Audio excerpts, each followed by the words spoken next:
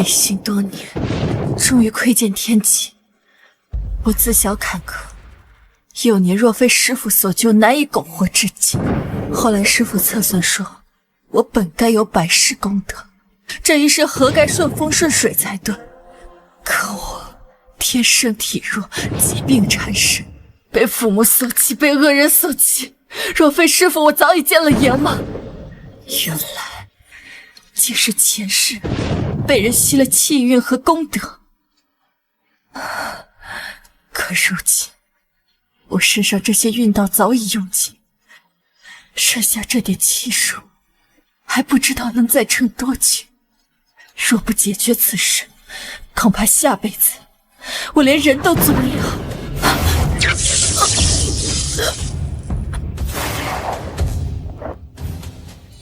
绑定系统中，绑定成功。尊敬的主人，天道系统查查为您服务。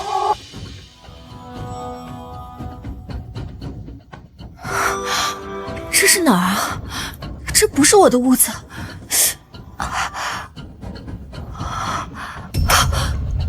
我竟然穿越到了前世。前世的我叫乔大丫，娘家贪财收了顾家钱，便把我半卖半嫁给已经有了5个娃的猎户顾敬亭。以后啊，这就是你们的娘。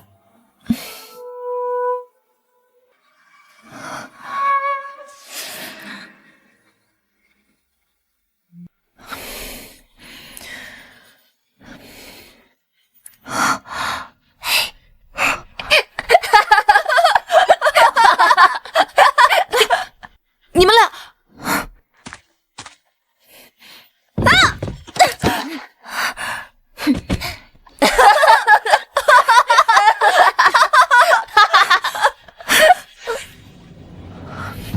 你听我跟你说，他们俩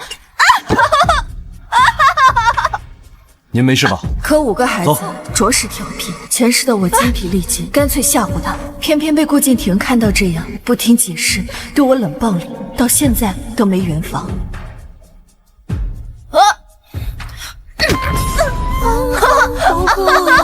最近顾敬亭又进山，原主被顾敏儿拿着石头砸破了脑袋。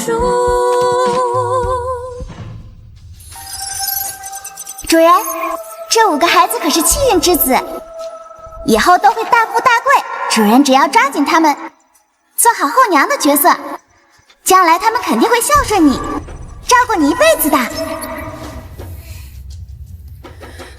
气运之子可以输送气运，也可以吞噬气运，是不是？对，气运之子不喜的人过得越惨，气运被吸走的就越多，所以主人一定要和他们交好。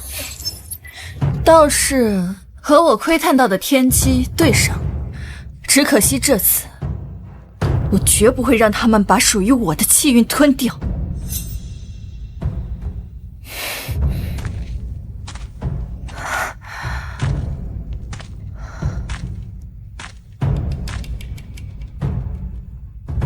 乔大丫，你总算起来了，我们都快饿死了，只是被轻轻碰了一下而已。二弟又不是故意的，你是不是看我爹快要回家了，所以才故意装柔弱，想让我爹心疼你的？不害臊！我看不害臊的人是你吧？我问你，你多大了？你还关心你爹房里事？你满嘴胡说！明明是你总缠着我爹的，爹爹是我们的，你一个外人想要鸠占鹊巢，真是黑心歹毒！主人千万不要生气，这个时候就要哄她。你看小姑娘心思其实挺单纯的，只是害怕亲爹被霸占而已。你顺毛驴！闭嘴！既然你们这么喜欢顾敬亭，以后也都不要成婚了，全都守着你爹过日子，怎么样？这样，若是日后有人上门向你求亲，我直接将人赶出去，怎样？你可满意啊？哼，你的老实本分果然都是装的。要是让我爹知道你背地里说这种话，一定会将你赶出去的。你等着瞧吧，等着瞧吧。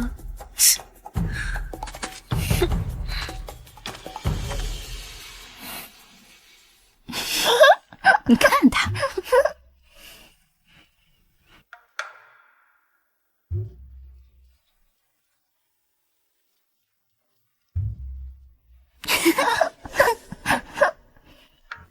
的应该是被他们故意藏起来。他要干什么？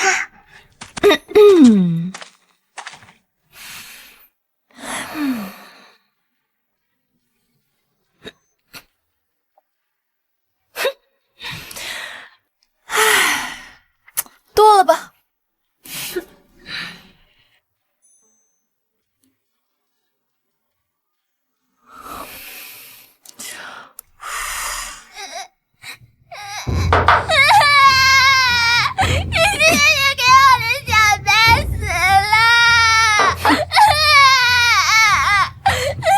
那怎么办呢？你们爹也要2、3天才能回来呢。这几天我吃什么好？没用的男人，连银子都没留给我，那我只能对兔子下手了。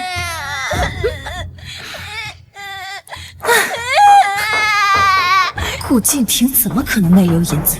只是交给他的孩子。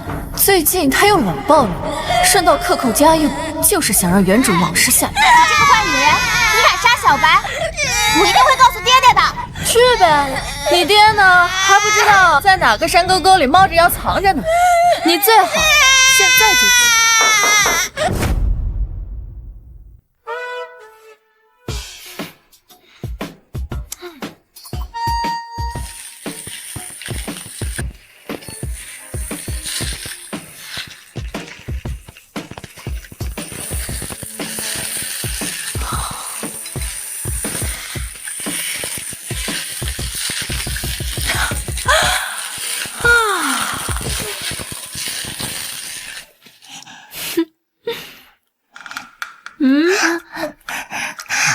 我饿了。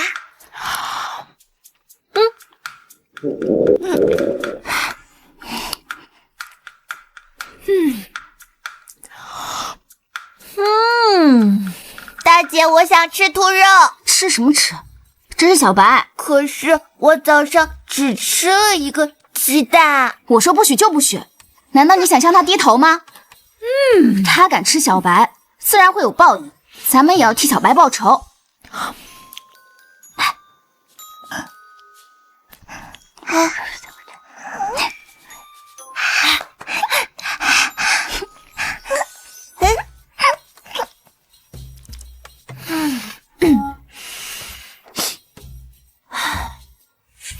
来，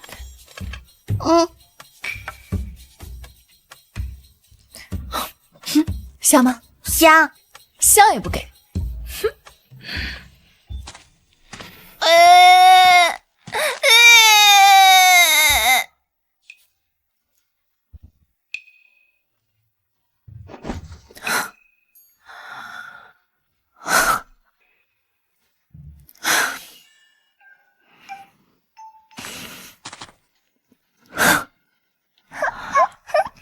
你笑，继续笑，一会儿也笑不出来了。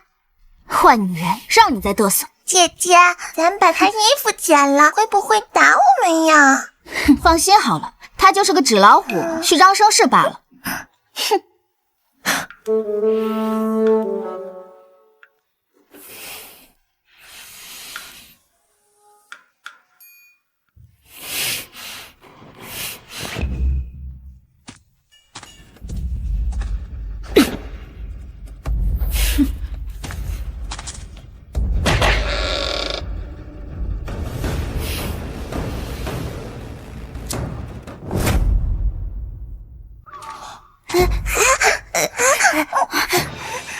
你要干什么？不许过来！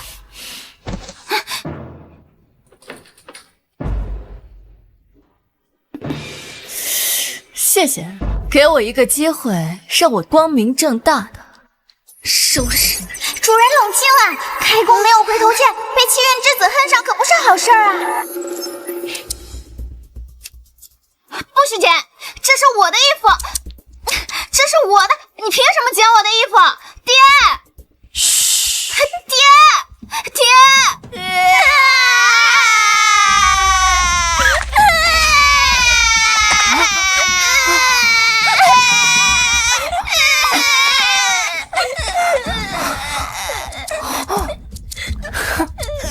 乔大丫，你是不是疯了？敢弄坏大姐的东东西！哼！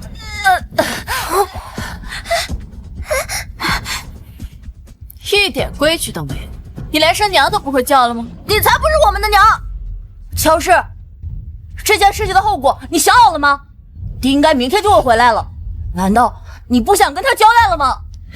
你们都这么大了，还这么不懂事。我要是不好好管教，我才真的没给他一个交代。你大姐做错了什么？我们向你道歉不就行了？不管怎么说，你已经弄坏了她那么多衣服，总不能一直揪着不放吧？主人，我感觉差不多了，你立了威，以后他们的确会听话点。不过也不能一直凶下去啊，否则他们记仇怎么办啊？不许废话，一个系统精而已，解决你也不是多难的事。乔氏，你也知道我们爹也是很疼我们的吧？如果你继续这么不讲理的话，爹爹看到了一定会很生气的。就是你娘家那边可是收了我爹的银子，要是被我爹赶出去，你还有地方落脚吗？难道你就不想我们几个给你说点好话吗？哼，你这脑子是个好东西，可惜没用对地方。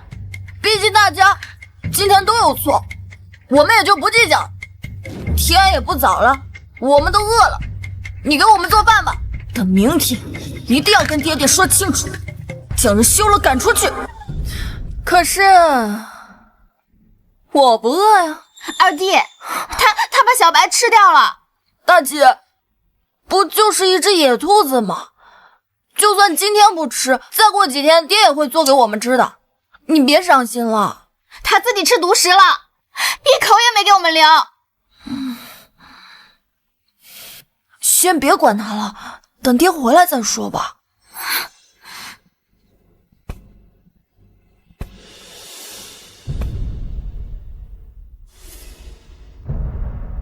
啊，小心！啊，小心！好儿子，你这个手呢，要是连只碗都端不住，我就替你剁了喂狗，怎么样？我不是故意的。此地无银300两了，不是？我说你是故意的了吗？心思不正，整日琢磨着怎么害人。我看衙门大牢最适合你。你咒我？是啊，我可是你娘，说你2句说不得了。你要是再跟我嚷嚷1句，我就去衙门大牢告你不孝。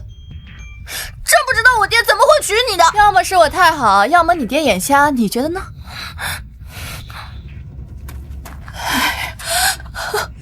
终于来了。这吴氏有个儿子栓子，资质不错，颇受夫子喜爱。吃点吧，偏偏遇到顾家的兄弟2人，受尽欺负，时间长了，栓子心态崩了，最终泯然众人矣。他家的孩子显然没斗过气运之子，最终被吸走了运道。想要摆脱这种结果，最主要的是先坚定自己的心境。好好的兔肉，不想填了家里那些狗崽子的肚子，想着你家小栓子最近身子骨不太好，特意给你送过来。你打什么主意啊？没打什么主意，只是这日子不想再凑合过下去。你家小栓子从前身体挺好的，最近却总是生病不去上学，你可问了什么原因？说是学业太累，跟不上。你家孩子懂事，说不定只是说胡话糊弄你，怕你担心罢了。我若是你啊，便去问问他的同窗，免得耽误孩子。拿着吧，走了。顾家那2个小兔崽子给我出来！再不出来，别怪老娘出去救你们！顾家那2个小兔崽子给我出来！再不出来，别怪老娘出去救你们！没听说呀？娘，你去帮我们看看怎么回事好不好？那都叫声娘来，我听听吧。娘，好娘亲，求求你帮帮我们吧！外面的人好凶，我们怕。娘，一定是栓子冤枉我们了。之前他看我们不顺眼，欺负我们，还说要带着家人来闹事儿的。爹要是知道你护着我们，一定会很感动的。娘，你帮帮忙嘛。行吧。出来！出来了！哎呦，好戏看了。妹子，我来找你家那对兄弟。这所谓何事啊？要不是……我家孩子不成器，被人打了都不吭声。要不是我这个当娘的关心多问了句，竟然还不知道他在外面受了这么大的委屈。我家孩子身子骨打小就不好，你家那2个小祸害啊，竟然给我家孩子办理，掺你一把水，还在栓子身上涂奶浆草的汁，到现在他身上还起着泡呢。栓子真有这么惨？是这2兄弟干的？干这种事？栓子多好的孩子，夫子还给他取个大名，说他将来是当秀才的命。是啊，最近没有去上学，我们还以为孩子天资没了，原来竟然是这样。是啊，做这种事怎么这样呢？是他2人竟然干出这样的事情，今天他们必须给我们家栓子一个交代。那您想怎么做呢？这错呢，的确是犯了。俗话说得好，以牙还牙，以眼还眼。我是他们的娘，自然是要严加约束他们。只要您留他们一条性命，您的要求我自然是无不满足的。我知道你做这个决定难，毕竟你素日对他们好，全村没有不知道的。我们只想让他们知道错了。这做人母亲的，除了包容，也该有管束，这才比得上亲娘啊。乔氏，他们有你这个母亲，是他们的福气。可不是他们的福气吗？前世他们可是吸收了我所有的功德和气运，害得我没了性命，死后还被世人唾弃。娘，你答应我们的。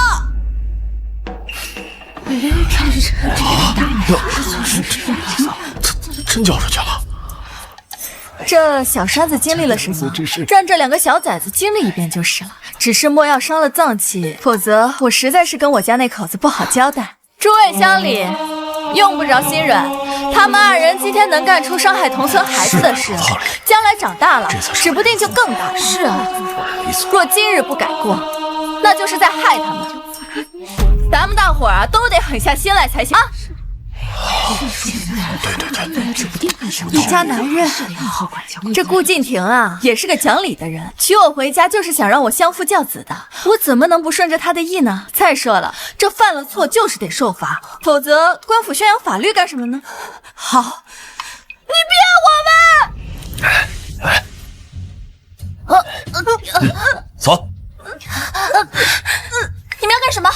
他们还小，你们这么多人欺负他，是要逼死他们吗？你要是敢拦着，我连你一起教训。婶子，晴晴妹子，这个事儿我们顾家是不占理的。若是你能将这2孩子犯的错讲出几分道理来，我这后母心里也有了底气，自然也不是非要推2个孩子去受苦。娘，你快救救弟弟啊！这小栓子能受的，你弟弟为何受不得呀？那怎么能一样？他们可是我弟弟。你弟弟与旁人有什么不同呢？你看刚刚他们惊慌没出息的样子，看起来也没多大差距。叮，触发紧急任务，拯救顾明尔和顾明山。一个完美的后娘会在千钧一发之际挽回局面，请宿主务必改善顾明尔和顾明山的印象。哼，我偏不。我们错了，素娘嫂子，我们错了，都是我们不好。最近我娘与爹闹着不让我和我哥继续上学，还和爹发脾气。爹进山打猎受了伤，我们做儿子的什么都做不了，心情很差。看见栓子有娘疼着，我们真的很羡慕，所以才会动手的。对不起，我们以后再也不做了。栓子落下的学业，我们也会帮助他补上来的。爹这次进山打到的猎物都给栓子吃，让他补身体。我看要不就算了吧，孩子们也都认识错误了，以后一定不会再犯了。主人，你再不出手，功劳都被别人抢了。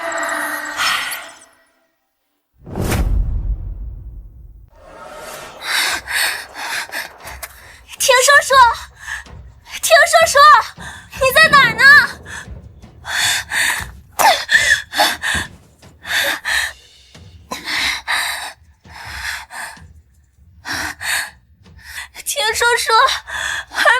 出事儿了，你快出来！田叔叔，哎，青丫头，你怎么会在这里？田叔叔，你终于出现了。那没事儿，叔叔在呢啊。这山里头这么危险，你怎么一个人来了？你是来采什么药吗？不是采药，十二宝他们出事儿了。什么？他们怎么了？啊？我知道大家伙心疼，我也理解。这份好意呢，我带孩子他爹收下了。只是这犯了错，不能不罚，不能将大家的好意当成理所当然的，是不是？既然孩子说自己没亲娘疼，那往后我一定像个亲娘一样好好管教他。你就是伺机报复。你刚才说我跟你爹吵架不让你上学，没错，是有这事儿。哎，这么早就不让上学？这家里都穷成这样了，还上什么学呀？他爹也是个没出息的，打猎赚来的银子，不知道是为了外头的哪个小妖精。我嫁给他3个月了，只拿到了10几个银子，还都给你们几个买吃的了。那也不能不让孩子们上学呀。可这马上又要交拜师费，家里实在掏不出来这么多钱，还得吃饭呢，饭都吃不起，还上什么学呀？你说你们也都不小了，也该顾念顾念家里，为父母解忧了吧？爹挣的钱凭什么要给你？爹会有钱给我交拜师费，你就是瞎操心。你这，看来还是不知道错呀，就不要怪我了。乔氏，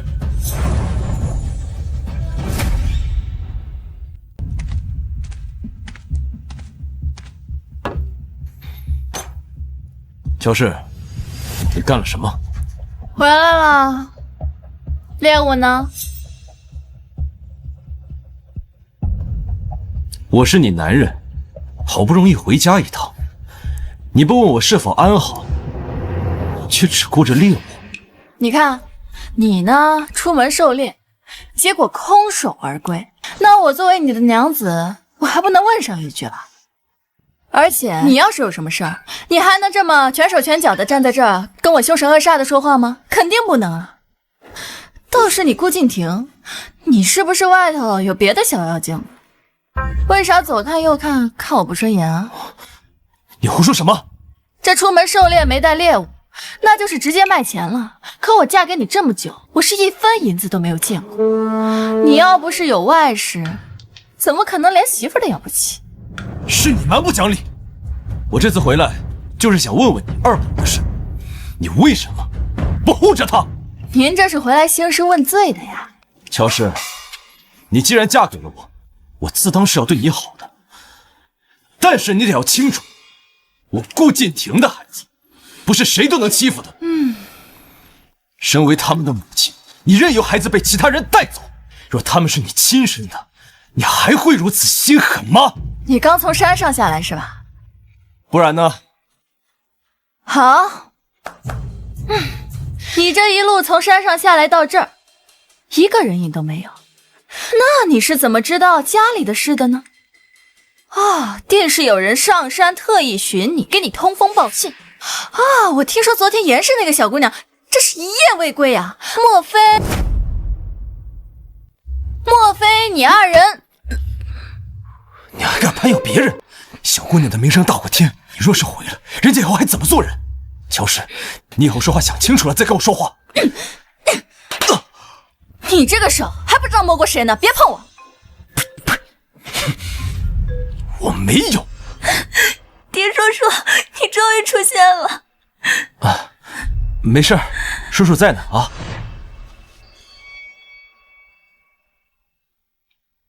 进屋再说。哦，你是怕隔墙有耳是吧？不做亏心事，不怕鬼敲门。你现学什么呀你？啊，你信不信我动手打你？你要打我？啊？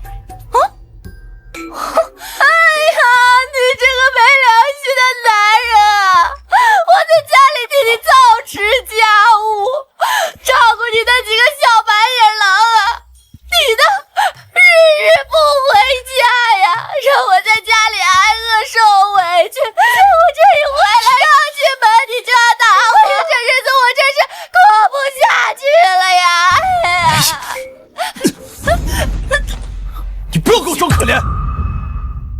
是我的孩子，你说他们是白眼狼，你是怎么当母亲的？你就是听信了狐狸精的谗言，才觉得我对他们不好。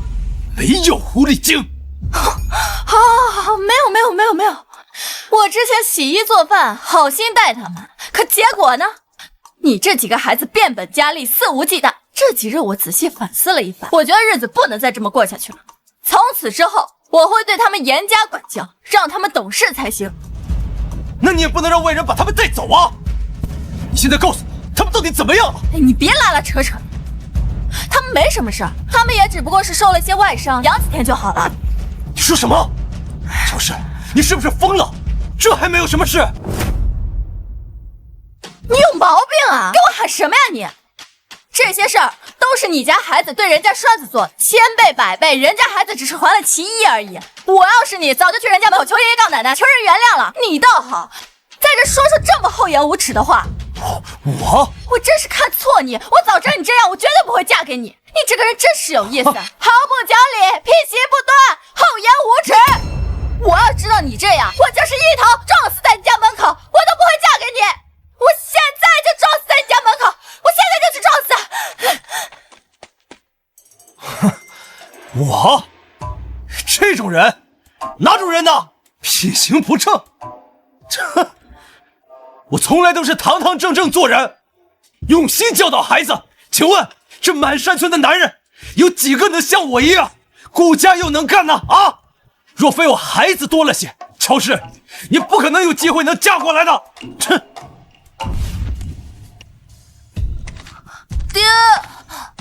爹，有人欺负我们。爹，后娘根本就不管我们，是她将我们交出去的，我恨死她了。我不要让她做我们的娘。爹，你一定要为我们做主啊！来，都是你家孩子对人家栓子做的，千倍百倍，人家孩子只是还了其一而已。没啥事，来。哎呀，也无大碍。你们实话告诉我，你们究竟对宋栓子做了什么？为何宋家会如此愤怒？难道你们真的欺负了他？男子汉大丈夫，谁让他打不过我们？反正他教大人就是不对。对不起，我们以后再也不敢了。你们呢？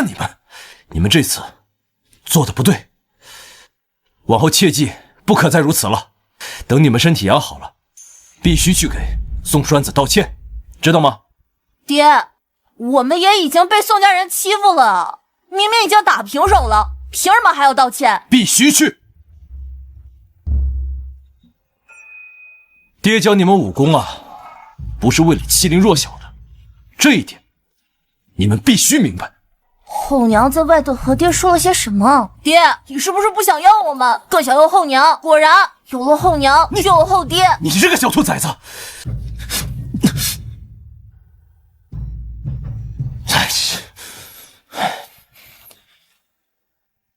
爹啊，向你们保证，最疼爱的永远只有你们。只是这次的确是你们不对，但爹也不能不讲道理，是不是？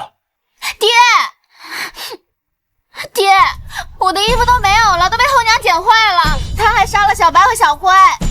这个后娘太可怕了，爹你快赶她走吧。这又是怎么回事啊？后娘疯了，还把姐姐的衣服都剪坏了，还不做饭给我们吃，总之坏坏的。爹，现在就去找他。其实也可以有其他任务增加气运，主人感兴趣吗？你可以发布任务，但是要与之前的不同，而且我还要看着姐。那以后我了解主人后，就能做得更好些了。你发布些任务试试吧，要正常一点的啊。好的，丁。身为后娘，想要拥有反抗的权利，首先便要有独立的收入来源。触发生活任务1，赚取1两银子，实现3天。生活任务2，为了宿主的健康，请宿主搭配一份荤素适宜的午餐。生活任务3，村中一户人家的田地蕴藏着不吉和噩耗的物品，请寻找未知的厄运。3个都接了。任务失败会有惩罚的，生活任务扣除1点气运，但如果特殊任务失败，则可能会惩罚宿主的身体，比如伤寒、头疼等。知道了。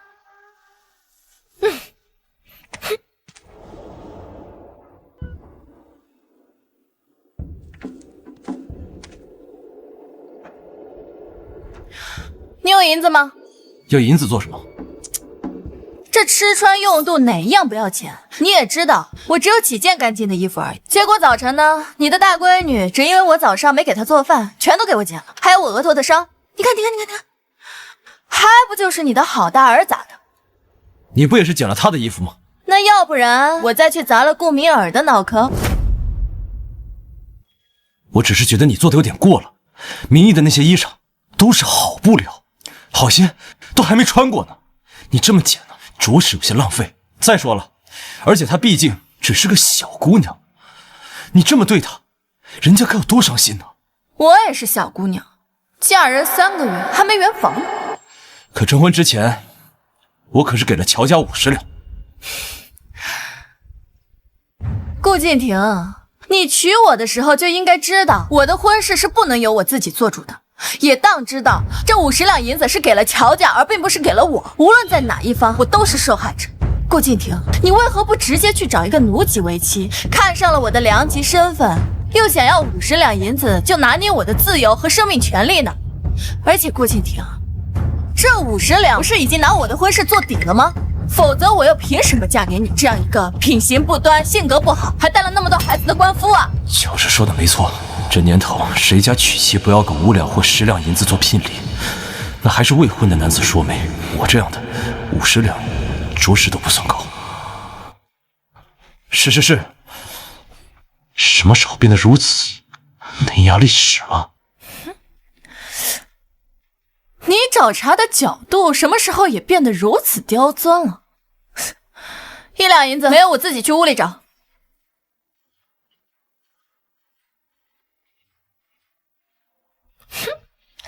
任务完成。奇怪，系统这次怎么没有反应呢？主人，任务要求是靠自己的能力赚取的，你要认真读题。切，就试一试而已嘛。不过到手的银钱我也不可能还回去，改日上山酬神，捐了也好。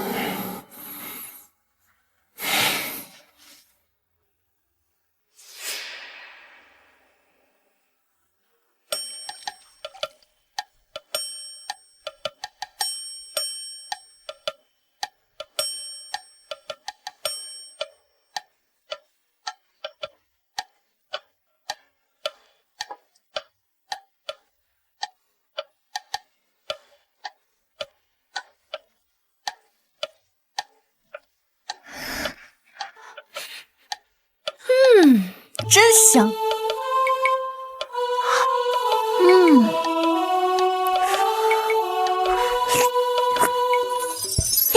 营养均衡任务完成，奖励兔饲料配方乘1，气运点乘1。这是让我养兔子？系统奖励就是多种多样，而且主人对气运之子不好，早晚会被赶出家门的。可以提前做好准备，将来发展自己的事业，做个小地主也不错啊。还不错。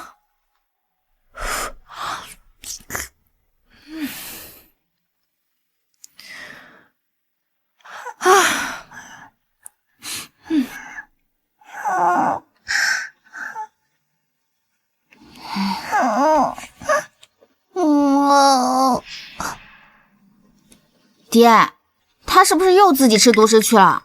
一定是的，爹，他就是不想和你过日子。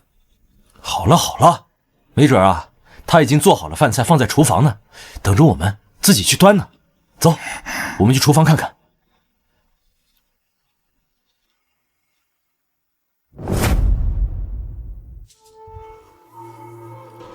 我竟然傻傻的以为乔氏会照顾家里，真是可笑。爹，我饿了。我也饿了，我想吃兔肉。后娘做的兔肉可香了，一口都没给我吃。这样，你们先去屋里等着，爹给你们做。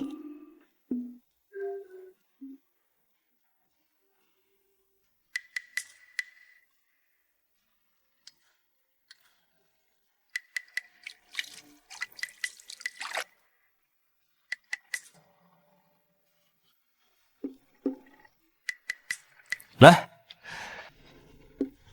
尝一尝爹的手艺。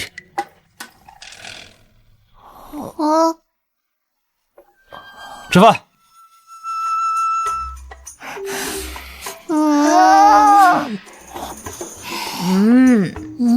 不要挑食，明天爹啊去给你们买肉就是了。吃。我不要，我现在就要吃。小五，那我去找严姐姐，她肯定舍得给我肉吃。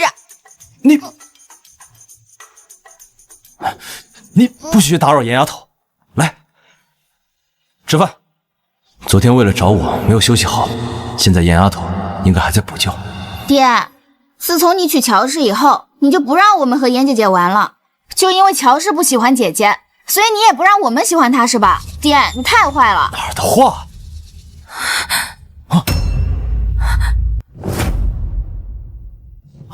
青青，青青，青青，青青，叔叔，对不起，不能因为我让婶婶生你的气，我走就是了，以后再也不来了。青青，你误会了，那是孩子们在闹脾气，我从来没这么想过。你在我眼里啊，就和亲侄女一样。你看，有谁娶妻过后要把侄女当成外人的？啊？亲侄女儿，有你这句话，我已经很高兴了。但我们只是邻居而已，我以后如果再来，只怕会影响你们夫妻和睦的。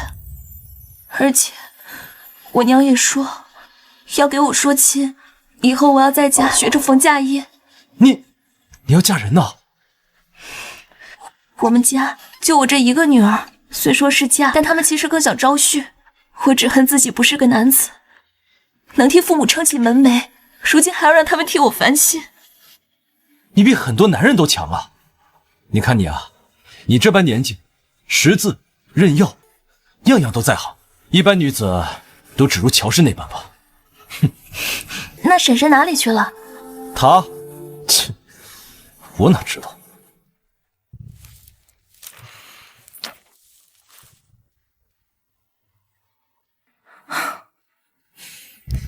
这特殊任务只说这村里有人家有未知的厄运，但也没说具体哪家呀，还得到处找找。哎，找到了！主人既然找到了，为何不出手？我现在一点手段也没有，何必贸然出手呢？也是啊，不如咱们还是进行第一个任务吧。主人，不如你把做菜帮子拿去卖了吧。唉，我现在是乔大丫，一个在后爹手里艰难讨生活的，我能下来卖方子？那怎么办？3天赚1两银子真的很难的。主人，你又没有锦鲤精的气运，这个任务肯定要失败了。明天清早咱们上山吃。山上不适合你，你这样的气运，只怕去了那种危险的地方会尸骨无存的。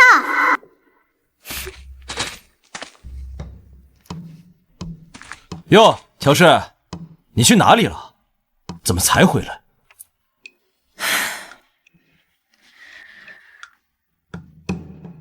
唉，你这是怀疑我去找野男人啊？你一个女人家的，天黑还在外头，是不合适吧？哼，这严青青可是上山寻你，一夜未归，你2人孤男寡女共处一室，这你就觉得合适了？这你就觉得不算是不守妇道、放荡不羁了？乔氏，你什么时候变得这么歹毒了？别人青青还要嫁人的，你就算看她不顺眼，你不能这么诋毁别人名声啊！这女人简直是个疯子，见人就咬。诋毁？你确定？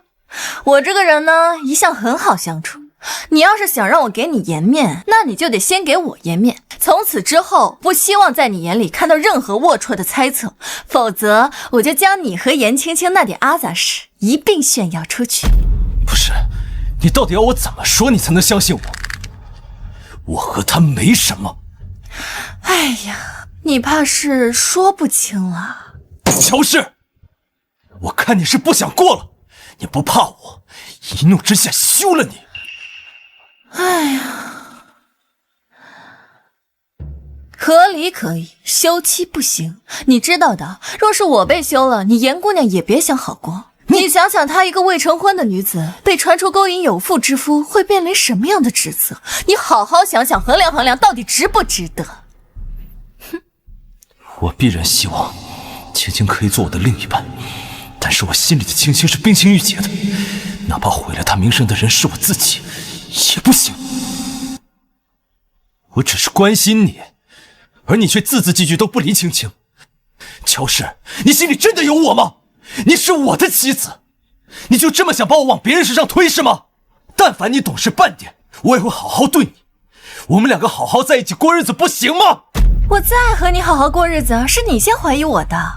你是我的妻子，我连了解你的资格都没有了是吧？你好好问我，我会好好答呀。那我现在问你，你刚才干嘛去了？你为什么不给孩子们做饭？我出门赚银子去了。哎，丈夫，你这2天反正也不上山，将你的短刀还有弓借我一用，我不白借，事成之后我分你1成。哼，不是，你50才从我这里拿了1两银子，你怎么又在这里要钱？这银子还嫌多吗？你给的银子我自有别的用处，现在我要花我自己赚的。你若是不想借，那也行，我自会去找人家宋家嫂子借。吴大嫂子人很不错的，定会借给我。我借给你，但你以后不要跟宋家靠得太近。你这男人竟然还有别的要求，东西我不借了，真是难伺候。你不借也没关系，去找吴嫂子。不过在顾家的确事事不方便，还是得早点解脱才行。只是还没将小崽子们折腾的惨一点，有点舍不得走。唉。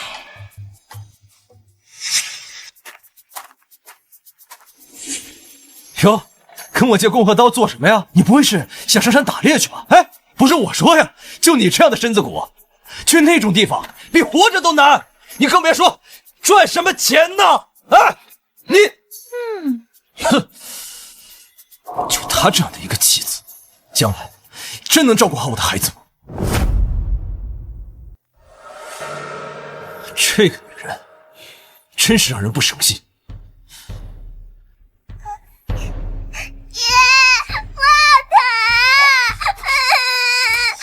你千万别有事儿啊！啊，小七，小七，怎么了？爹，小七肚子疼，一定是这2天后娘没给她做饭，把她饿坏了。爹，你一定要救救她！小七，你是不是真的疼啊？乔氏现在还在山上，爹去找人，你不能胡闹，你知道吗？啊！疼的要死了！爹，小七怎么能骗你呢？咱们要不快去请大夫吧？乔氏在山上生死不知，要是出事，全家都会被村人唾骂，一家子都不能再生活下去了。来，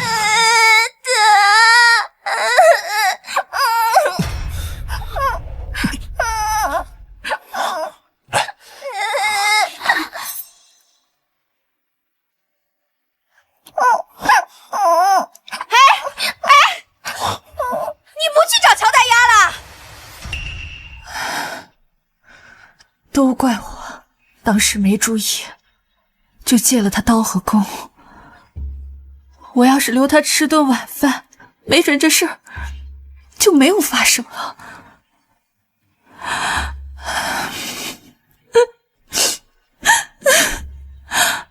哎，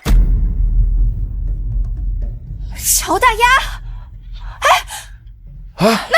那是乔大丫是吧？乔大丫回来了，哎，真是他，可算回来了！我的娘可算回来了，爹可算回来了！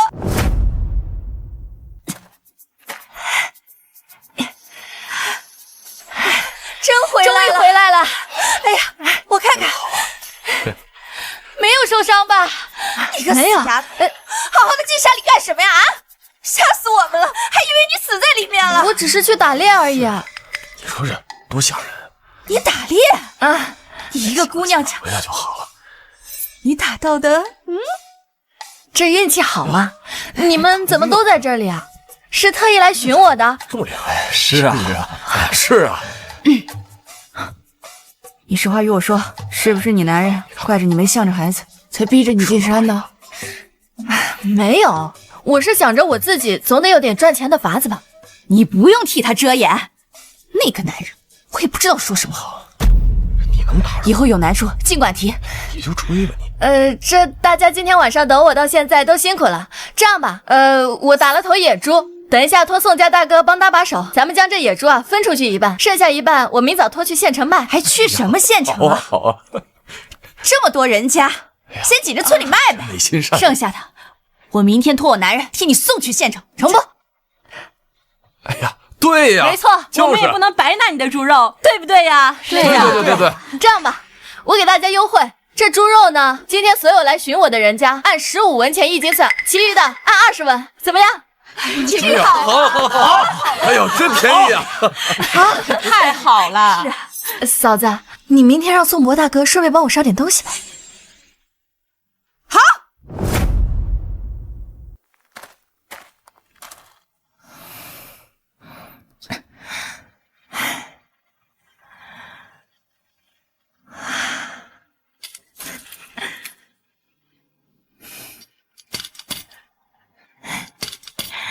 哇，收获颇丰呀！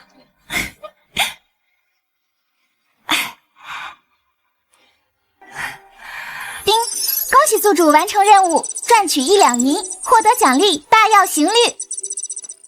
刑律？难道是我搞钱的时候不小心触犯了刑法吗？我有那么缺心眼吗？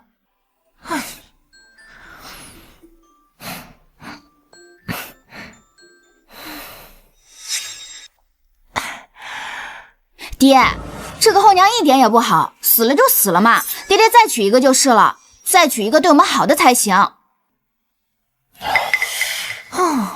你也是个大姑娘了，以后这种话你可不能当着别人面说，否则别人呢，他只会觉得你不懂事，明白吗？哎呀，知道了，爹，我又不傻，才不会对外人说呢。对了，爹，刚刚我看宋叔叔的马车上面拉着半头野猪，哎，是不是爹从山上打了猎物没有带回来，被他给捡走了？哎，不管了，不管他们了，折腾了一晚上，你也去陪着弟弟妹妹睡觉去吧。18、19、20、21、23、18、19、20。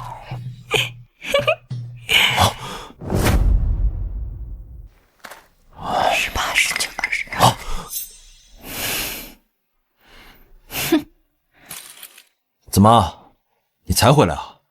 啊，哟，你今天还真上山了？是啊，之前给他的明明是1小块碎银，这些铜钱又是哪里来的？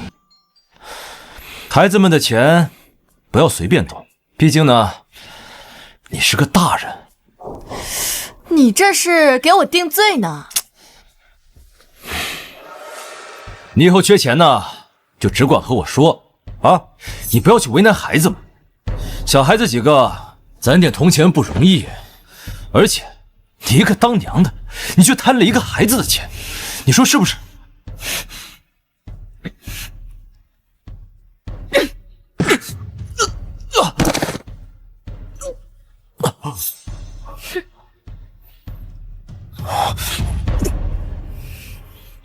你发什么疯？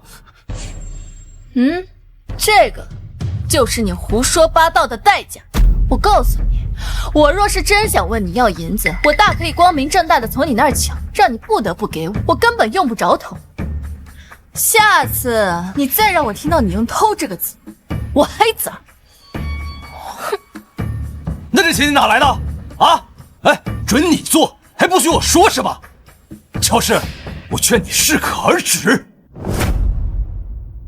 这是我打猎赚的。打猎？就凭你？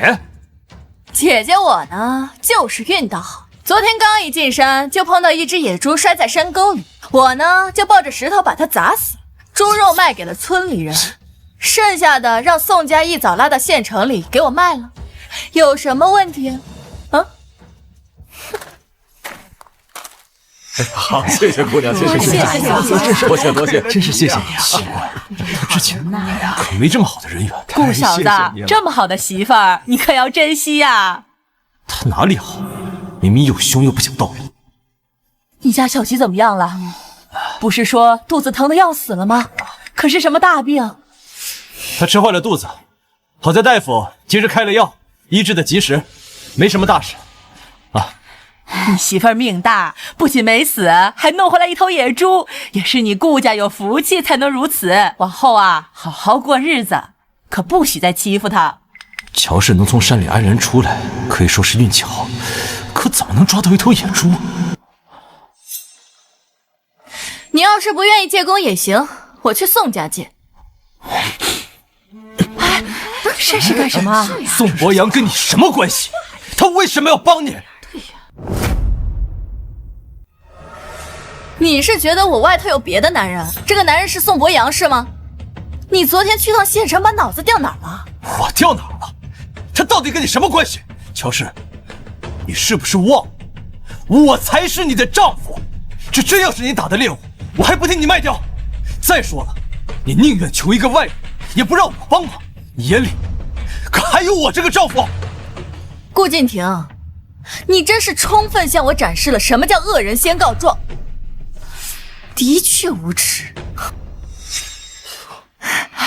真回来了，终于回来了，这么大，真没事吧？我看看，可真是让人没有受伤吧？你个死丫头，不简单。好好的进山里干什么呀？啊！吓死我们了，还以为你死在里面了。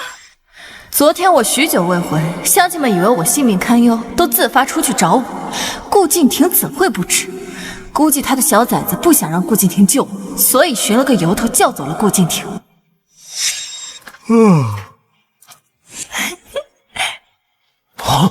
因此刚刚顾敬亭推门而入的时候才会如此震惊，他们以为我死在山上，甚至做好了以旧换新的准备。顾敬亭啊，宋家与你不和，都知道忧心我性命，而你倒是与几个孩子去县城玩得挺开心啊。不过没关系，毕竟是我自己要上山的，你不管我，我不怪你。而且你既不支持，便也可以撒手不管。但是你也没有资格问我凭自己能力获得的猎物是如何而来，又是由谁处理，明白吗？昨天晚上，小琪不舒服。哼！再说了，这宋博阳他毕竟是个男人。打住！你若是真觉得不妥，可以去宋家闹一闹，看看他到底会不会搭理你。你看看，这是你要买的符纸吗？我也不懂这些，这朱砂着实有点贵。对的，对的，没错的，谢谢嫂子。哎，妹子，你要这些做什么？捣鼓些东西，想给自己祈福。我看你爹也懂这些吧，指不定是家传的，所以才喜欢吧。他老人家可比我厉害多了。娘，回来了。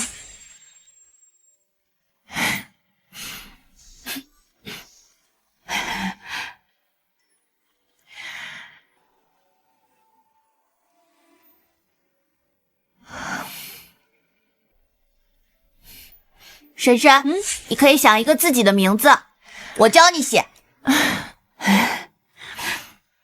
素心，这词儿我听人提起过，是心愿的意思，挺好。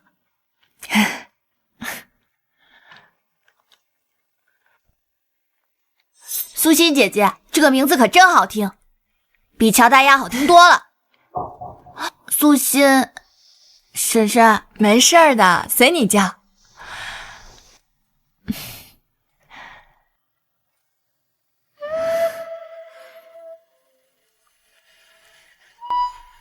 我觉得素心姐姐比双胞胎聪明多了。他们之前还笑话你什么都不懂，明明他们才是最笨的。哎，他们现在学业如何？还是不错的，就是有点懒。顾明儿看上去会最有出息。栓子，你之前被他们欺负的时候，我已经告诉过你，人是不可以横行霸道的，但也不能任人欺负，毕竟不是案板上的牲口，要有给自己做主的勇气，是不是？对。那今天婶婶再多说一句，你切不可过分骄傲。他们现在的确不如你，但是往后未必。相信今时不同往日的道理，你比谁都懂吧？我明白，婶婶，我以后定会静下心读书。真乖。爹，夫子说我们排挤同窗，无义无德，不让我们回去上课了。什么？那爹去找夫子说清楚。爹，别去，现在夫子根本不把我们放在眼里，他眼里只有宋栓子，这次还给宋栓子出气了呢。我们不想去求他。爹，我们想去县城拜个学问高的老师，只需要爹租个小院子，找个人照顾我们。后娘闹脾气之前，在照顾我们这方面做的还是很不错的。不行，你们呢还太小了，不合适。爹，只要有人给我们洗衣做饭就行了，就像隔壁严大娘和严姐姐那样照顾我。买个仆人，着实养不起，而且买来的人一时半会儿也不知道秉性。你若是真觉得不妥，可以去宋家闹一闹，看看他到底会不会搭理你。可最近乔氏变化很大，我不敢把孩子交到他手上。爹，我想了一下，最近后娘反应这么大，是不是因为她没和你住一处啊？以后晚上就不打扰你们了。爹，你哄一哄她，只要她温柔一点，我们一定会乖的。我们吵架跟你们没关系，那是爹之前呢没看清他的本性，这不能怪你们。不过你们都是好孩子啊，这乔氏那边爹会努力，你们放心吧。爹，你一定可以的，你这么好，他有什么资格一直生气啊？隔壁严姐姐从来不生气。说我的妻子是青青，那我还用愁吗？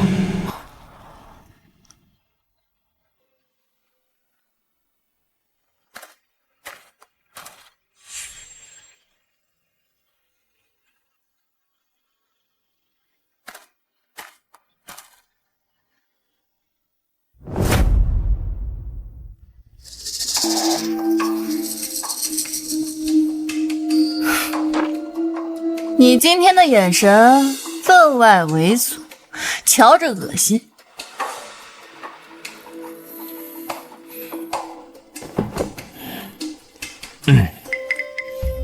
今天孩子们跟我说了，他们以后啊再也不会给你捣乱了。我们二人呢就把这日子好好过。你看啊，你掐我这么久，到现在都没有圆房，你心里有气啊，是应该的。你的意思是，你要与我圆房？他从来都是看不起我，如今我们关系正常，若无其他事情影响，怎么可能突然要圆房？有什么事求我啊？你我夫妻本该亲近，你为何非要把我想的这般小人之心呢？那要看你之前做的事值不值得我小人之心。我知道你最近很生气，但是我也把孩子们狠狠地教训了一顿。我向你保证，从今往后呀，他们呢会把你当亲生母亲一般尊重，再也不会故意找你任何麻烦了。你也退几步，好不好？再说了，既然我娶了你，我对你啊一定是有真心的。不如这样，我们找个时间再生一个孩子，一起好好的照顾他。其他孩子有的，我们的孩子也一样会有，不会让他失望，不会辜负他，如何？你若是不说正事呢，你这番话我就当没听到了。我说吧，明儿呢，他们被夫子所不喜，不好再去村书上学了。我准备呢，把他们送到县城去读书。我想让你和他们一起过去，你就方便照顾他们的生活起居。另一方面呢，你们整日在一起，也会让感情更加亲密一些。那家中其他孩子呢？明仪已经长大了，照顾弟妹不成问题。我不在家时，那你的长辈，他们也会过来帮忙照料的。我考虑考虑吧。这好话都让你说尽了，可是我怎么知道这帮孩子到底是不是真的敢？不如你就这样，明天将这几个孩子送到我身边来伺候，我瞧瞧到底乖不乖。若是乖了，那我日后定拿他当亲生子一样对待。哎呀，好，那明天呢，我们一家子就去县城逛一趟。好啊，明天去县城还能买到我需要的东西。还有事儿？啊，我看你现在这个衣服啊，款式比较普通。明天呢，我再带你去买2套新的。早点休息啊。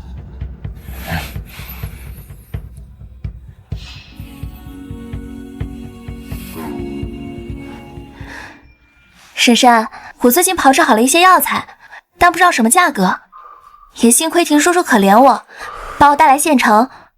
婶婶有婷叔叔这么好说话的男人，真幸福啊！明夜，你皮肤白，带着粉花真好看。一会儿我们去选布料，你想要什么样的衣裳，我让我娘给你做。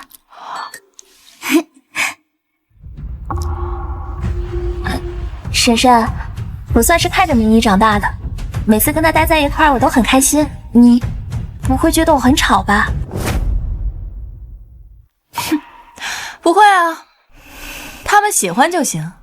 这几个皮猴整天上蹿下跳的，我都管不过来了。你在，他们还能老实点。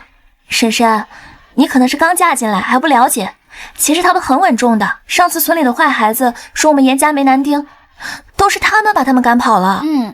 他们还说当我一辈子的靠山。你希望自己有兄弟姐妹吗？当然了，我还想着你爷爷是大夫，这么多年你应该也学了不少的本事，你爹娘也没受过什么重伤，怎么就生不出第2个孩子呢？不是，你这是什么意思？连你也嘲笑我爹娘？乔氏，不可胡说。别急呀，我随口一问而已，我们这不是在聊天吗？婷叔叔，你有没有找到比较好点的私塾啊？本来啊，我是一头雾水，刚才走过巷子，正遇上个老者摔倒在地上，我二宝们把他扶了起来，送进了医馆。结果没想到那位老者竟然是位夫子，而且在县城很有名气，很受人尊重。真的吗？那二宝他们可以很快去私塾上学了。可不是嘛。这崔夫子呀，非常感激我们帮忙，说是让我过几日带着孩子们去私塾看一看。哎，我还听说那书院只收考取秀才功名的弟子。崔公子还说呢，孩子们的基本功啊，现在还算扎实，他可以先私底下教一教他们，等他们考取了秀才之后啊，再让他们拜入门下呢。那真是太好了，果然还得是县里的夫子有眼力，知道我们二宝都是好孩子。可不是嘛，之前村塾那边的夫子呢，的确势利了一点，他现在的品行呢，确实也不好继续教孩子。我要是没记错的话，明明犯错的是俩孩子，真会自欺欺人。不过这孩子的运气可真好，只出了一趟门就遇见夫子，也不知道哪个捣乱蛋又被他们吸了气运。你们这一路上还遇到什么别的事吗？嗨，也没什么大事，就是我们路过书院的时候呢，二宝们不小心撞到了一个瘸腿少年，对方摔了一跤，还在那咄咄逼人，当时还为难二宝们，幸亏当时我在啊，我给了他一点小小的教训。那人脾气不好，心肠也坏，怪不得是个瘸子。那你连瘸子都欺负，你不是心肠更坏？哎，今天二宝们也是不小心故意撞到他的。那书院的道路拥挤，那个瘸腿少年坐着轮椅，他那个轮椅就占了道路的一大半。再说了，他摔了后，二宝立即便道歉了。以你顾明尔的脾气，会好好道歉？只怕那言语之中还有些冒犯。我就知道二宝他们最乖了。对了，青青，多谢你帮我照看孩子们。还有啊，如果我们能去明月书院，你就不用跟我们一起去进城了啊，你就待在家里照顾明一他们。好啊，明日呢，我就要进山打猎去，我要打些猎送给崔夫子，到时候你就和孩子们在一块儿就行了。啊，田叔叔，你也太厉害了，山上这么危险你都不害怕，不像我爹，每次进山都不敢往深处去，每次都摘不到什么好的品相。等我进了山，如果遇到好的药材，我便给你带回来。田叔叔最好了。吃饱了，可以回家了吗？同样是女人，差距怎么会这么大？走走走走走，站住！啊，动手！慢着！不知何事得罪了诸位啊？别和他废话，给我打！干什么？放开我！放开我！放开我！过来！放开我！放开我！婶婶，你快救救他们呀！这双拳难敌四手，你没听说过吗？我劝你啊，赶紧快放下。再说，这犯了错就是得还的，谁让你欺负人？不是，这和二宝他们有什么关系？你就算再不喜欢他们，现在也不能说风凉话呀！小丫头，这个叫因果报应。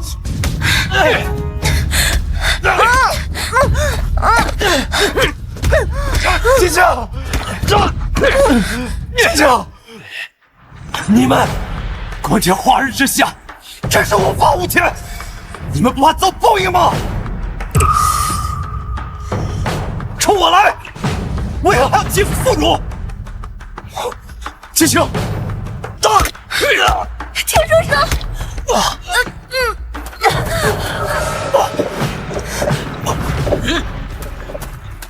放开我！冲来！好啊，父母，给我打断他的腿！不可能！你试试就知道可不可。我只不过是一个无能无用的瘸子废物，如今却能在这里让你跪下，求我饶命！你们干什么？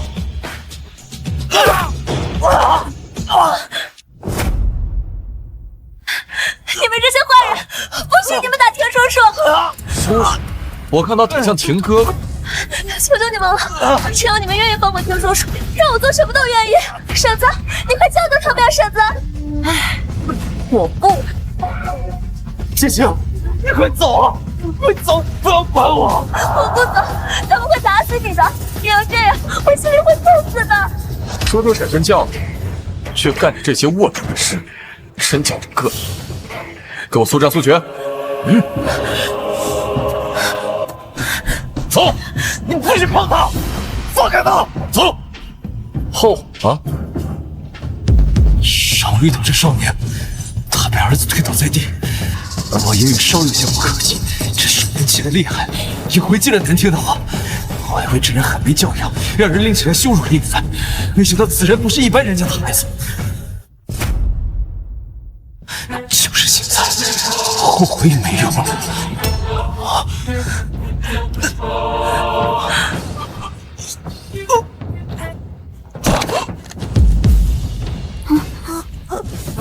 少爷，腿已经断了。你们不是瞧不起我这个瘸子吗？那便也让你当一回瘸子试试。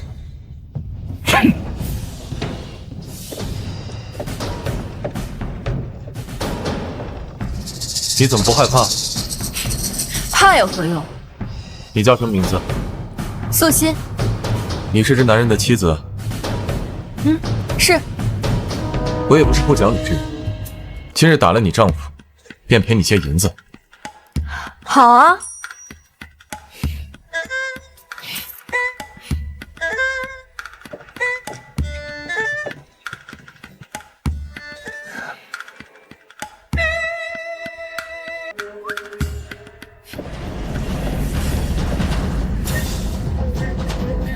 袁姐姐，我爹怎么了？都是我的错，要不是我，姐姐也不会被人打。田叔叔的腿被打断了，但是其他弟子应该是皮外伤，我去找我爷爷出手，一定能救田叔叔的。婶婶，他都被打成那样，你还说坏人的银子？就是，你可是爹爹的妻子，你怎么能眼睁睁的看着我爹被人打？你还是我们家的人吗？你们这是质问我呀？我问你们，今天这事是我酿成的吗？啊，顾明义，你是家中长女人，你爹受伤，为什么不是你扑上前去，反倒要一个外人扑上去保护你爹？你知不知道，刚才这事若是传回村里，你让严姑娘还怎么做人？我也是一时心急，见你没有上去帮忙，我这才逼不得已。严姑娘，顾继庭家中妻子儿女都在，今天就算将人打死，也轮不到你上来。你摸了我家男人身子，反倒是好意思责任起我不作为了？一个不知廉耻，一个害自己亲爹受伤，休怪我说话难听啊！你们亲爹不是还晕在那儿？现在谁给你们做主啊？你到底想怎么样？哎呀，我当然是想回家好好过日子。顾明儿，今天是你害得你爹受伤变成了废人，你去叫辆马车送你爹回家，不算过分吧？我知道了，说得对。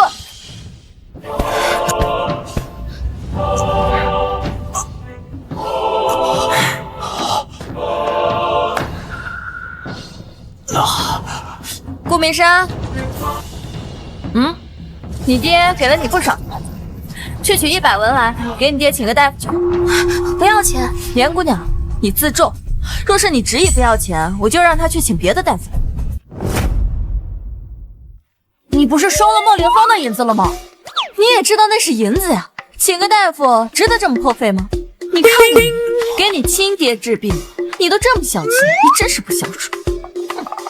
我知道了，这还差不多。严老爷子，不好意思来叨扰您一趟。是这样，家中孩子不懂事，冲撞了贵人，闯了大祸，连累着我家那口子腿也被人废了。知道严老爷子您医术高超，所以特地来麻烦您，请您跑一趟，过去瞧瞧。你我两家感情匪浅，我这就过去瞧瞧。这钱你还是收回去吧。不成不成，这再亲近的关系也不好白使唤您一趟。况且今儿个庆婷被人殴打的时候，多亏了青青，青青可是不顾一切的扑上去相救，恩情非比寻常，我们家更应该以礼相待了。好，孩子给你添麻烦了，走吧，我这就去瞧瞧去。那您请。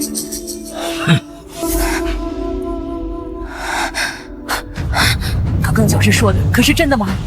娘，你不知道当时有多危险，我要是不扑上去，婷叔叔就被人给打死了。你还知不知道羞耻？你还知不知道羞耻？顾敬亭都是能当你爹的人了，他还有妻子，你当着人家妻儿的面做出这种事情，若是传出去，你让我和你爹的脸往哪儿放？满村的人如何看待我们家？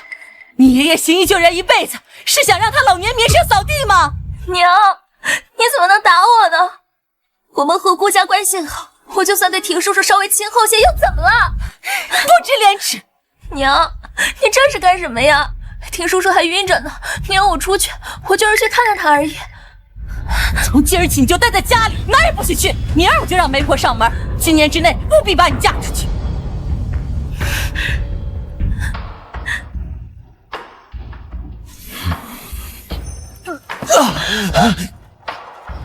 小乔在家吗？在呢。哟，嫂子呀，我听说这伤的不算重，也就近几日上不了山了，养养就好了。大嫂，来，快坐。我说2句话就走。坐。我这是特地的来请你们家小乔帮个忙。我们家人少，没人能提意见。媒婆介绍的那几户人家，我也不知道哪一家好，这才找小乔商量商量。叫我素心就好，嫂子特意上门来，我哪有拒绝你的道理啊？是不是？媒婆这么快就上门了？我是说，这青青丫头啊，她条件好，又不着急，该慢慢挑，得挑一个又孝顺又老实的才行。她年龄不小了，以前总觉得不着急，但这孩子总留在身边也不成啊，还是早点嫁出去吧。嫁出去？不是说招婿吗？这是老爷子的意思，我和他爹也是这个想法。我们当长辈的不想拖累他，将她嫁得远远的，以后也省得她辛苦照顾。哎呀，我说嫂子呀，她照顾父母，她这是应该的。若是她知道你们这么想，她肯定伤心极了。要我说呀，这女儿就得留在身边，能帮衬着生活，还能盯着女婿，不让他犯错，是吧？这是我们家的事情，小顾就不要你操心了啊。你说这想法倒是适合明一那丫头，这丫头一向懒，嫁得远将来被人挑剔，还是留在你眼皮底下的好。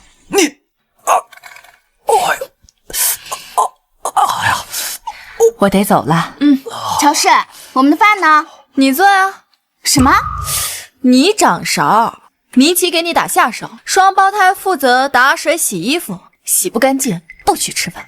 还有小五也不要闲着，跟着村里的孩子们一起去山上捡柴火，要砍一院子那么多才能吃饭喽。爹，你看他。哎，乔治，你干嘛要指使他们呢？这些事情你来做不行吗？我可都跟你说了几遍了，他们还小。小？不小了，多少算小呀？我4、5岁就能踩着凳子做饭，顾明一今年都12了，还能一直当个废人吗？你腿坏了，你在这躺着。你要是想歇着呢，也行。这样，没手没脚后，我就由着你歇着啊。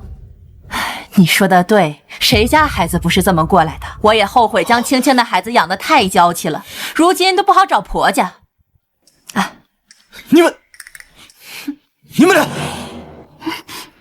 明一啊，带着弟弟妹妹们去做，你们可以的。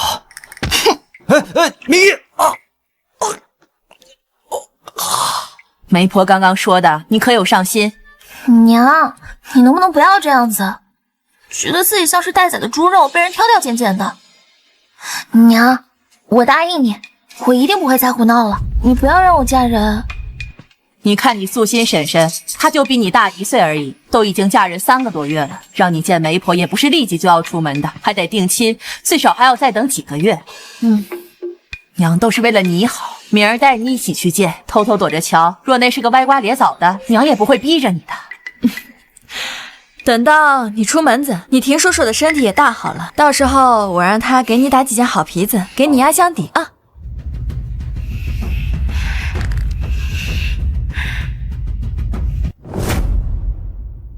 别把那个调料乱放呀！快加点柴火。活都干完了，你做什么？谁让你这么跟长辈说话的？不是，你怎么还凶孩子们呢？看我不顺眼，跟我和离呗。咱们之前不是都说好了吗？难不成就因为我腿脚废了？现在就守不住了，将来大难临头，他又岂能陪着我们吃苦？哼！乔治，别逼我休了你。我一早呢就与你说过，和离可以，休妻不行。且这和离书上必须写明缘由，白纸黑字，清清楚楚的写明。原因是你顾敬亭不能人道，且朝三暮四，孩子太多又不够懂事，我实在忍你不得，才与你和离，否则免谈。你做梦！你说那孟公子他如此厌恶你，若是我去县城去寻，你猜他会不会派个人过来大肆宣扬一下你对颜青青的痴情呢？你在逼我！这叫公平交易。名声这东西呢，我的确是不在乎，但是能要的时候，我是不想丢的。所以啊，你我和离这件事，这丢人的要么是你，要么便是颜青青，你俩2选1。不是，他是好心相救于我，你怎么就如此不近人情？你猜人家为什么那么着急给他找婆家？自然是因为他心悦于你，想真正的给他找一个好一点的如意郎君罢了。青青心悦我，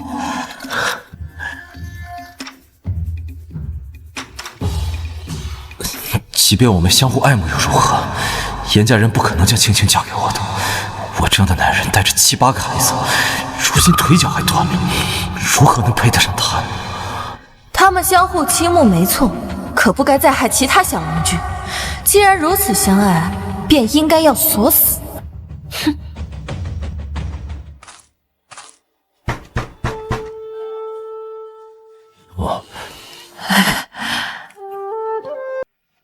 老人家，你好像不是咱们村的，可有什么事儿吗？讨口水喝啊！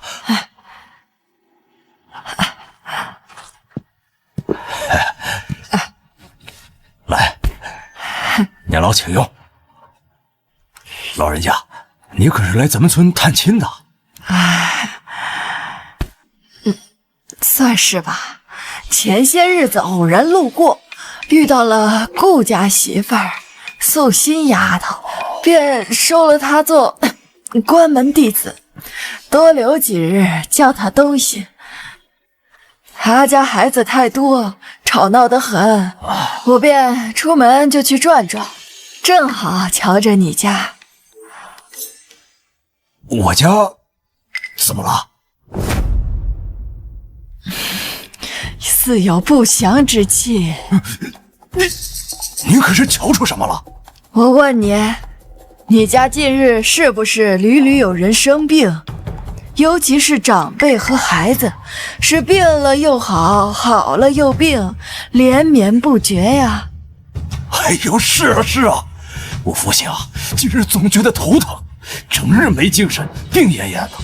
我家孩子绕咳嗽，喝了不少药，但还是没好。看来就是你家。哎呀，我瞧着你家这屋子，倒也没什么特别的，估计问题不出在这里。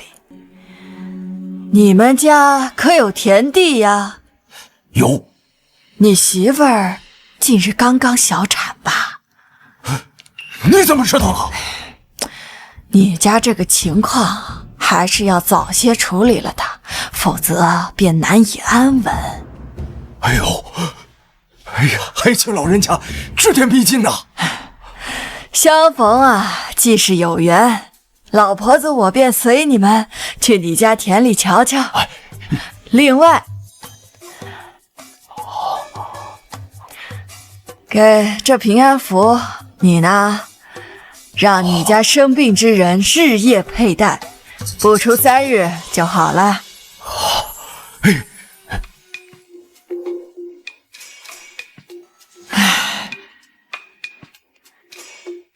老人家，哎，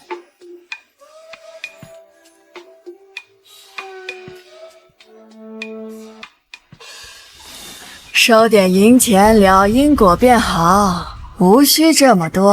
哎呀，多谢老夫人，多谢老夫人呐！那既如此，咱们也便走吧。您先请。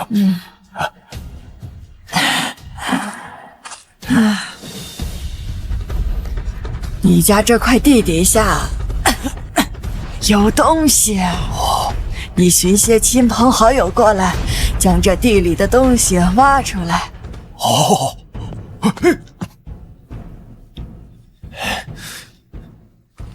来，挖这儿，你呢？哎呀，用点劲儿啊！狗蛋儿，快，帮忙一起挖！这地儿咱们都种多少年了，怎么可能有东西呢？就算有啊，没准是这老太婆自己埋的。像我们这种穷人家有什么好骗的？人家根本就不要我们钱，而且他还认识乔氏了。开始挖吧，来，大家一起帮忙挖！挖那边。别着急啊。好。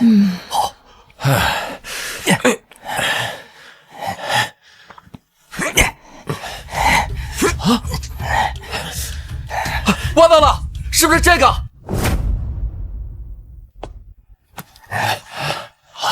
哎，真的有啊！哎，过来！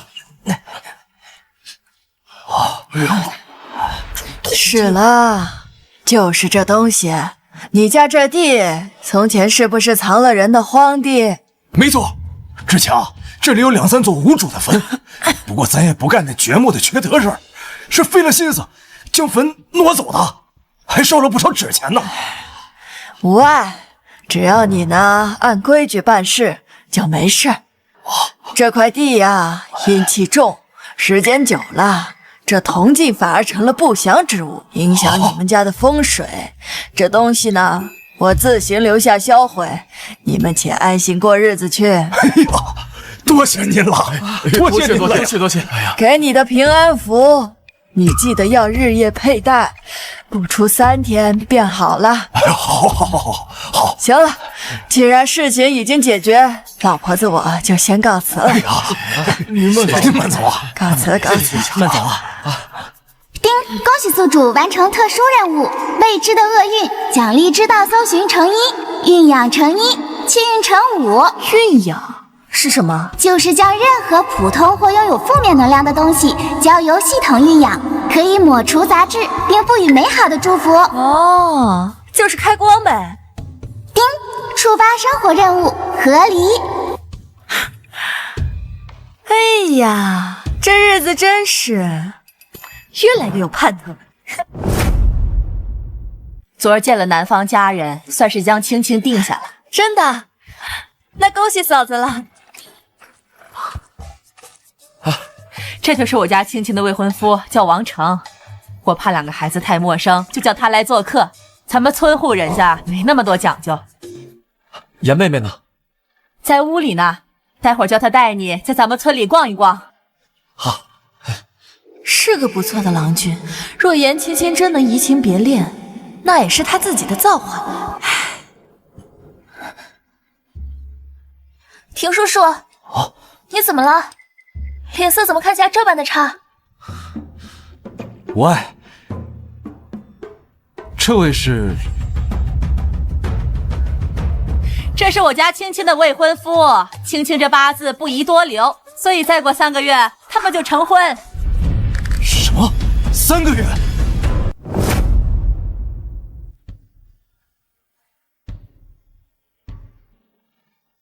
啊，既然如此着急的话，那到时候我也不能给你列些好物带着了。无碍的婷叔叔，走吧。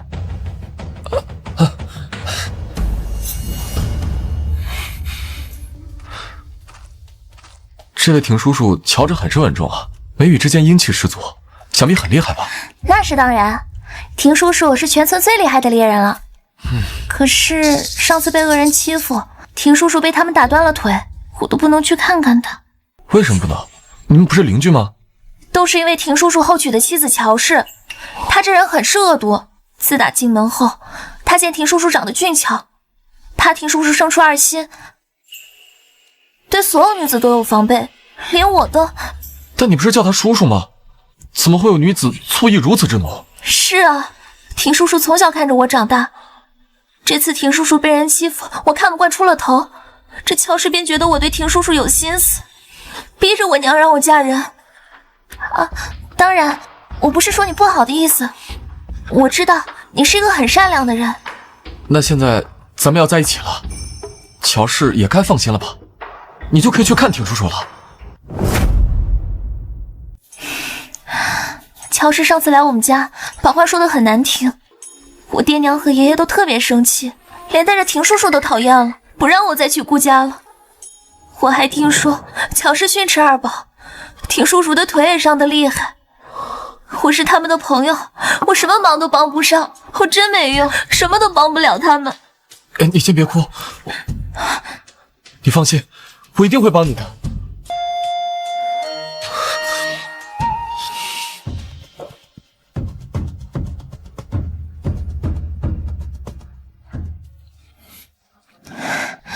顾叔叔，顾叔叔，你怎么了？你的脸色怎么这么差呀？听说这几天乔氏带着孩子们上山砍柴，不在家，你怎么样？你还好吗？你来了。是的，婷叔叔，都怪我，是我来晚了。不怪你，我知道你最近……那个男人还好吧？模样挺不错的，性子似乎也挺稳的。婷叔叔，你别说了，我才不想嫁人呢，都怪那乔氏在我娘面前说有的没的，我娘怎么会逼着我呢？王成他是很好，待我也很好，但是我一点也不喜欢他。别生气，好好嫁人。叔叔，你真的是这么想的吗？青青，如果我说你不要嫁，再过几个月，等我好了之后，我来娶你，你会不会觉得是我疯了？我怎么能无耻地说出这些话？青青还小，如此聪慧能干又美好，我呢，怎么能配得上她？婷叔叔开玩笑的。我愿意的，婷叔叔，我最喜欢婷叔叔了，我根本就不喜欢王成。我跟王成在一起，完全是因为他愿意带我出来见你，爹娘都以为我跟他出去了，王成帮我遮掩，在不远处帮我盯梢呢，我心里只有婷叔叔。傻丫头，委屈你了。你真的愿意娶我吗？那要是因为我婶婶被休了，毁了一辈子，我心里也会很愧疚的。不，你不要叫她婶婶，她不配。我娶乔氏根本就是为了孩子们，这么久以来，我从来都没有碰过她。真的，从来都没有吗？当然是真的，傻丫头，我现在心里只有你。我现在再也不会喜欢任何人，我向你保证，一定会让你光明正大的嫁进门。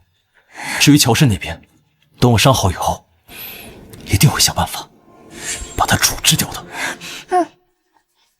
只是你父母，你爹娘为你定下的婚事，似乎还很着急成婚，说是3个月之内就要把你嫁出去。不会的，大不了我求王成他别娶我。不，你不要求任何一个男人。现在王成看上的只是你的容貌而已。你若低声下气的求他，他反倒能得意的拿捏你。你既然日日与他相见，不如你多打听打听他的事迹。若听到一些不好的，你回家以后若有若无的流露出来，你爹娘都是极为心疼你的，肯定也不会眼睁睁看着你步入火坑。可是没有王成，我就没办法出门见你了。这就要委屈你了。你千万不要让你爹娘觉得你心悦于我。你回家说王成缺点的同时，也要流露出一副钟情的样子，这样就能拖一些时日。等你爹娘解除了2家婚约，你也要多上心一番。人几日，等你爹娘放下心来，你再偷偷溜出家门来找我。田叔叔，好。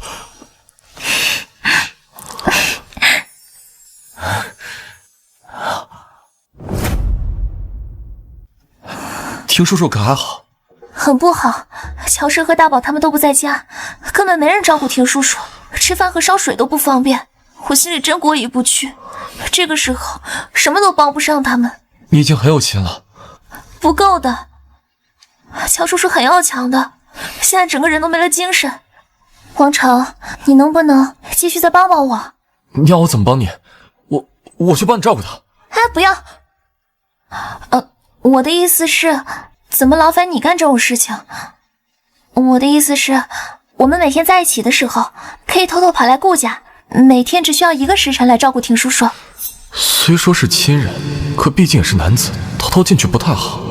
但是青青真是个善良又天真的女孩子，将来嫁进家门，定然也能对自己父母好的。我都这么说了，他还要左思右想，显然也不是极为信任我。如果你不愿意就算了，本就不会为了外人来委屈你帮我的，我可以自己想办法。愿意，这有什么难的？往后我带你出来便是。你去顾家帮忙，我就在外头等你。谢谢你。你是未过门的妻子，这有什么好谢的？走吧。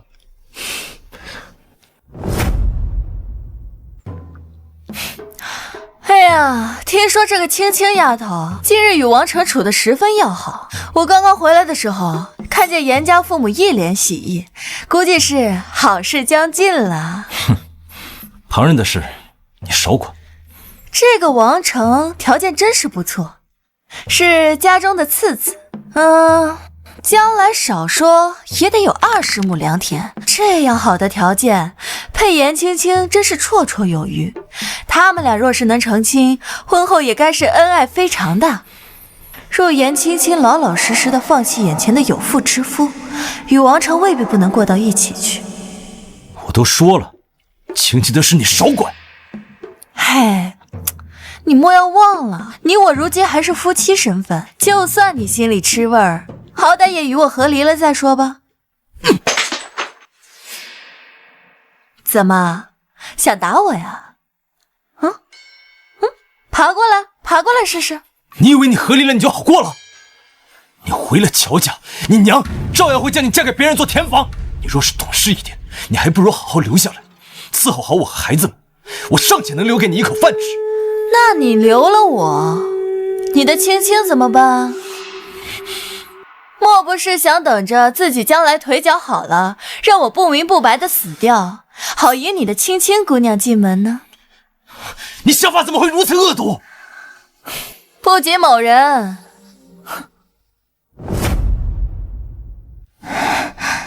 田叔叔，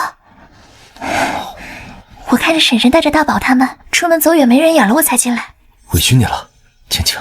我不委屈，能和婷叔叔在一起，我就得偿所愿了。那你想不想叔叔亲亲你？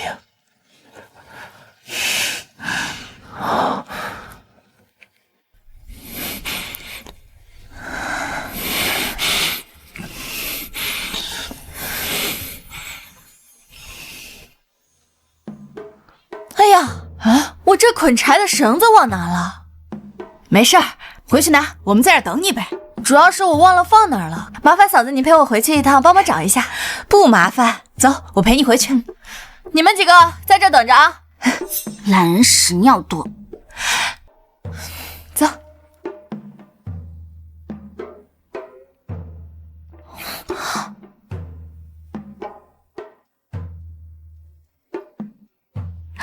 这么痴情，天天来见青青，看来严家好事是要将近了呀。真傻，被人卖了还数钱呢。走吧。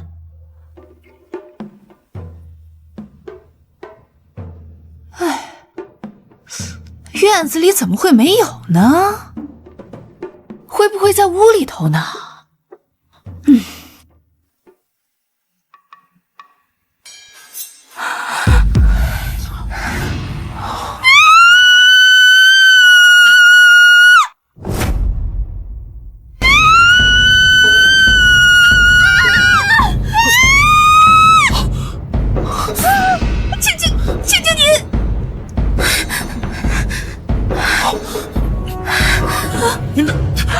你们在干什么？他们在苟合！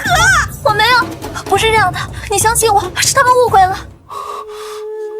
哎呀，你们这是……你进来干什么？孩子们呢？我不进来怎么能看见这样一副好景象呢？王家兄弟，你这是在我家与青青丫头欢好呢？你也不知道轻点儿，她嘴都肿了。所以你从一开始就没有想和我在一起，你只是利用我来顾家见他，对不对？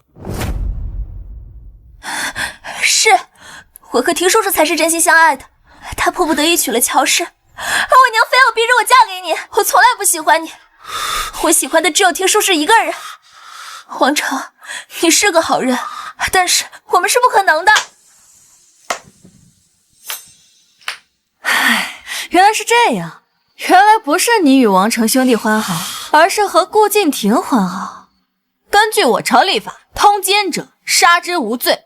这虽然婚未成，但婚书已定。王成兄弟，此刻你就算将这顾敬亭一刀劈死了，你也最多打几个板子，下不了大狱。律法这东西，二位还是有必要了解一下的。亏得如今还没嫁人呢，你这要是成亲了，官府立刻可以让你去见阎王。不过呢，既然你们是真心相爱，如今我就不多奉陪了。顾敬亭，你我立刻签下和离书，从此以后过了官府一别两宽，再不相见。妹子，你怎么还提前准备好了？难道你早就知道了？可不是嘛，我早先让他和离，他还不愿意呢。感情是想吃着碗里的，看着锅里的呀。顾敬亭想要将严青青清清白白娶进门，门儿都没有。你非要在这个时候落井下石吗？秋氏，我有什么对不起你的？自从你嫁进家门，你每天不愁吃不愁喝的，不过是和孩子们有些矛盾而已。至于记恨到现在，你还带着人过来看笑话？你不愿意和离？我阁下丧偶！今日我回家之后，会将此事如实告知家中长辈和媒婆，会有人来退婚。青青，我家还养不起你这样的姑娘。是我对不起你，你别怪我。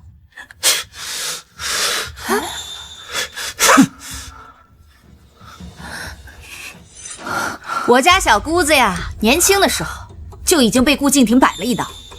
严家嫂子，你可当心点儿，可别好好的闺女被这畜生欺负了，这赔上一辈子不值得啊！畜生，你个畜生，你毁了我女儿啊！你不要这样对婷叔叔，要怪就怪我好了，是我喜欢他，是我勾引他。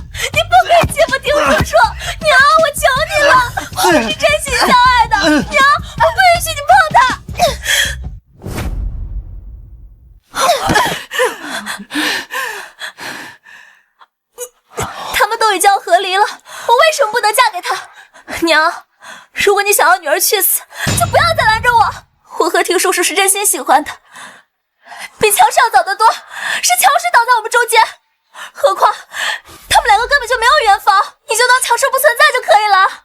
现在你满意了？我逼着你们苟合了。顾敬亭，你自己管不住你的下半身，还要将事情扣在我头上，你真是一如既往的不知羞耻啊！你话说的不要那么难听，这一切还不就是你这个妻子做的不够好吗？我做的不够好。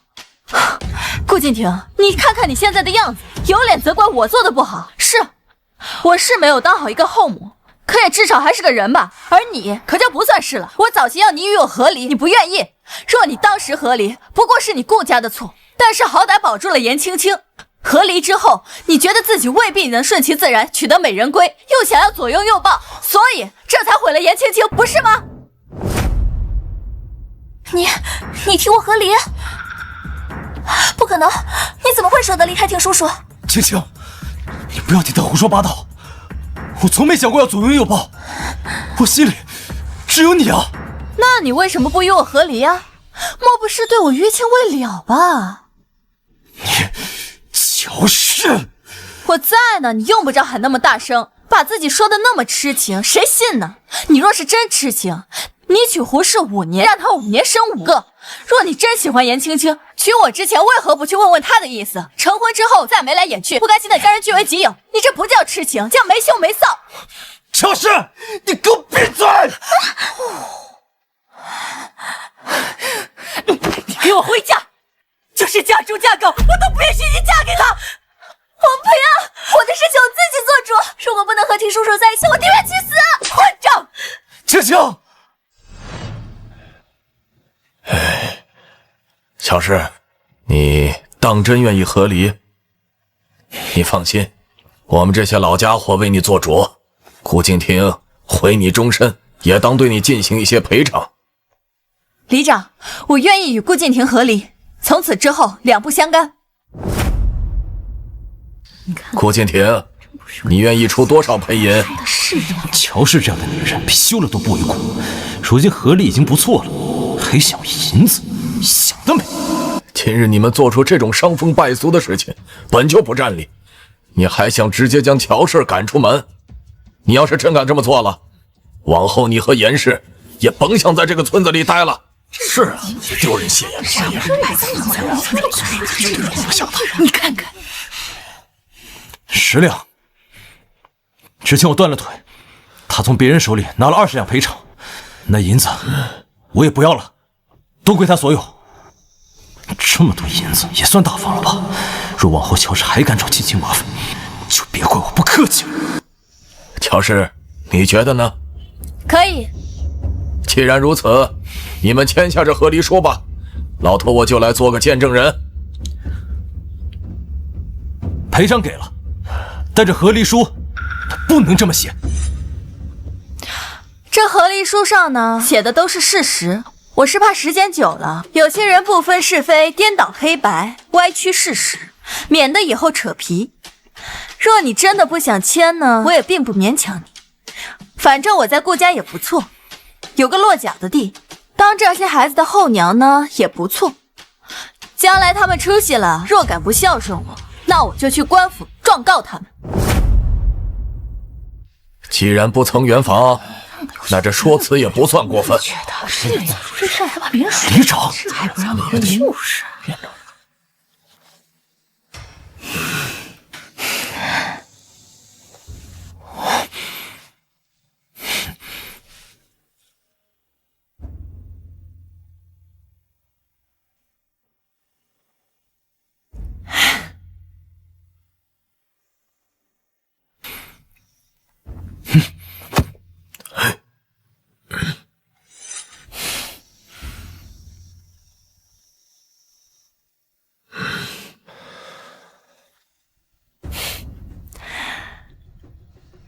今日得诸位的相助，还有里长的帮助，素心才能脱离苦海。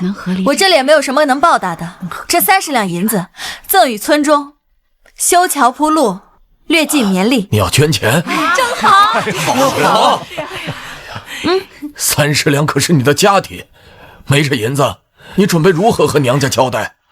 你爹娘定是不会乐意的。其实，里长爷爷，我娘家那边不准备回了，所以还有一些小事想请您帮忙。和离之女已当归家，若无特殊原因，我们村也不能留你。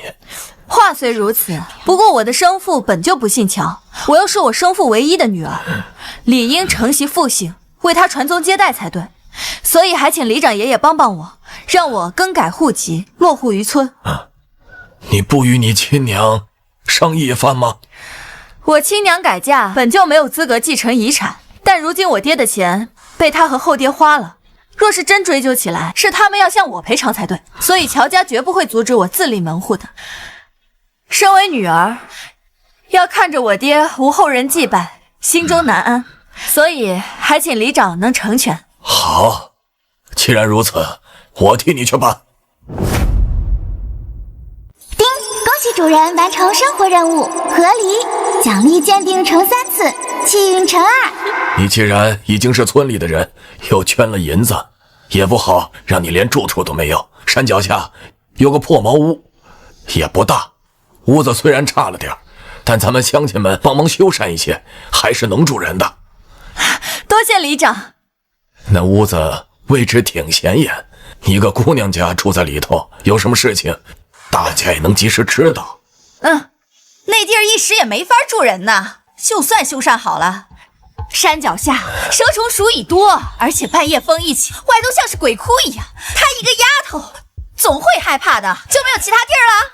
没事的，嫂子，不过就是个住处，总会好的。行，既然你愿意，那就这么说定了。